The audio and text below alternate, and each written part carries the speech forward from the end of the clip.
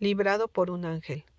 En esa última noche, antes del día de la ejecución, un ángel poderoso, enviado desde el cielo, descendió para rescatarlo.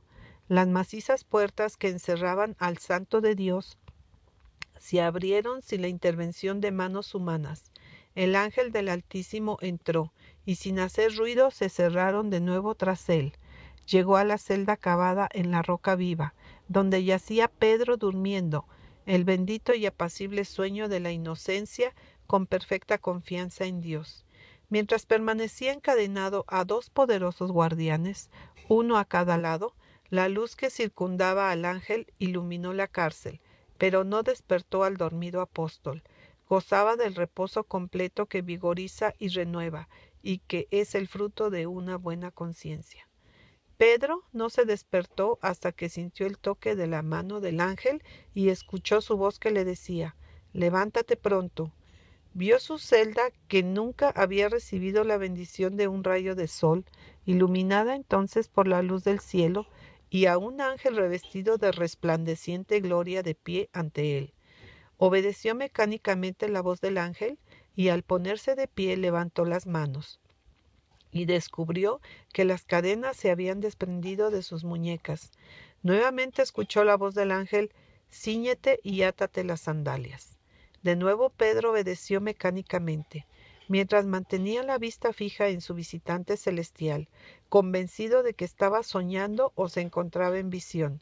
Los soldados armados estaban tan inmóviles que parecían estatuas de mármol, mientras el ángel seguía dando órdenes: «Envuélvete en tu manto y sígueme». Inmediatamente el ser celestial se dirigió hacia la puerta, y Pedro, generalmente tan locuaz, lo siguió mudo de asombro. Pasaron junto al inmóvil guardia y llegaron hasta la puerta llena de barrotes y cerrojos, que se abrió espontáneamente, y de nuevo se cerró de inmediato, mientras los guardias de adentro y de afuera permanecían inmóviles en sus puestos. Llegaron a la segunda puerta, que también estaba resguardada por dentro y por fuera. Se abrió como la primera, sin rechinar de goznes ni ruido de cerrojos. Cuando ellos salieron, se cerró de nuevo sin el menor ruido. Pasaron de la misma manera por la tercera puerta, y por fin se encontraron en la calle. No se pronunció palabra alguna, no se escuchó el ruido de pisadas. El ángel se deslizó hacia adelante, rodeado por una luz resplandeciente, y Pedro siguió a su libertador, confundido y convencido de que estaba soñando. Así recorrieron calle tras calle, y de repente, puesto que la misión del ángel había terminado, éste desapareció. Cuando la luz celestial se disipó, Pedro se encontró envuelto en espesas tinieblas, pero gradualmente la oscuridad fue disminuyendo a medida que él se iba acostumbrando a ella, y se encontró solo en una calle silenciosa y sintió el aire fresco de la noche que le acariciaba la frente. Se dio cuenta entonces de que lo que le había ocurrido no era un sueño ni una visión. Se hallaba libre y en una parte conocida de la ciudad. Descubrió que era un lugar que había visitado a menudo, por donde esperaba pasar por última vez al día siguiente en su camino al escenario de su presunta muerte. Trató de rememorar los acontecimientos de los últimos momentos. Recordaba haberse quedado dormido, unido a los dos soldados, sin sandalias y sin túnica. Se examinó y descubrió que estaba completamente vestido y cubierto por la túnica. Sus muñecas, hinchadas por causa de sus crueles cadenas, estaban libres ahora, y se dio cuenta de que su libertad no era una ilusión, sino una bendita realidad. Al día siguiente debería haber sido conducido a la muerte, pero un ángel lo había librado de la prisión y de la muerte. Entonces Pedro, volviendo en sí, dijo: «Ahora entiendo verdaderamente que el Señor ha enviado a su ángel y me ha librado de la mano de Herodes y de todo lo que el pueblo de los judíos esperaba». El apóstol se encaminó directamente a la casa donde se encontraban reunidos sus hermanos, y los encontró dedicados a orar fervientemente por él en ese momento. Cuando llamó Pedro a la puerta del patio, salió a escuchar una muchacha llamada Rode, la cual, cuando reconoció la voz de Pedro, de gozo no abrió la puerta, sino que corriendo adentro dio la nueva de que Pedro estaba a la puerta. Y ellos le dijeron: «Estás loca. pero ella aseguraba que así era. Entonces ellos decían: «Es su ángel». Mas Pedro persistía en llamar, y cuando abrieron y le vieron, se quedaron atónitos.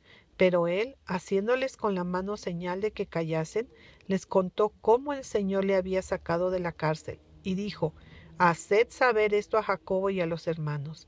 Y salió y se fue a otro lugar. El gozo y la alabanza llenaron los corazones de los creyentes, que ayunaban y oraban, porque Dios había escuchado y respondido sus plegarias, y había librado a Pedro de la mano de Herodes. A la mañana siguiente, la gente se reunió para presenciar la ejecución del apóstol. Herodes envió a algunos funcionarios para que trajeran a Pedro de la prisión, y lo hizo con un gran despliegue de armas y guardianes, a fin de asegurarse de que no huyera, y para intimidar a todos sus simpatizantes, y para manifestar su propio poder. Estaba la guardia frente a la puerta de la prisión. Los cerrojos y los barrotes estaban firmemente en su sitio. La guardia interior también estaba en su lugar. Las cadenas estaban unidas a las muñecas de los soldados, pero el prisionero había desaparecido. La retribución de Herodes. Cuando Herodes recibió el informe de estas cosas, se exasperó y acusó de infidelidad a los guardianes de la prisión. En consecuencia, fueron condenados a muerte por el presunto crimen de dormirse en su puesto. Al mismo tiempo, el rey se dio cuenta de que el poder que rescató a Pedro no era humano, pero estaba decidido a no reconocer que un poder divino se había interpuesto para desvirtuar sus indignos designios. No quería humillarse de esa manera, sino por el contrario levantarse en osado desafío contra Dios. Herodes, no mucho después de la liberación de Pedro de la cárcel, viajó de Judea a Cesarea, y ahí permaneció un tiempo. Hizo un gran festival con el propósito de suscitar la admiración y el aplauso de la gente. Los amantes de los placeres de todos los orígenes se reunieron allí, y hubo mucha fiesta y se bebió mucho vino. El rey hizo una suntuosa presentación delante del pueblo. Se había puesto una túnica que resplandecía con el oro y la plata que tenía, y que captaba los rayos del sol en sus pliegues brillantes, y que encantaba a los que la contemplaban. Con gran pompa y ceremonia se puso de pie delante de la multitud y pronunció ante ellos un discurso elocuente.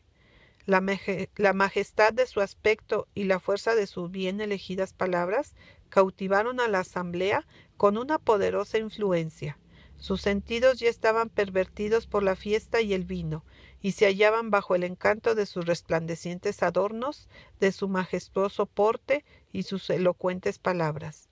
Y locos de entusiasmo lo cubrieron con un diluvio de adulaciones y lo proclamaron Dios, declarando que ningún hombre mortal podía presentarse con tal apariencia o expresarse con un lenguaje tan sorprendente y elocuente. Declararon además que hasta ese momento lo habían respetado como gobernante, pero que de ahí en adelante lo adorarían como un dios. Herodes sabía que no merecía ni esa alabanza ni ese homenaje, pero no reprendió la idolatría de la gente, sino que la aceptó como si la mereciera. El resplandor del orgullo satisfecho se manifestó en su rostro al oír el clamor que lo ascendía hasta él, voz de Dios y no de hombres. Las mismas voces que glorificaron entonces a un vil pecador se habían alzado pocos años antes para lanzar el grito frenético de «Fuera Jesús, crucifícale, crucifícale».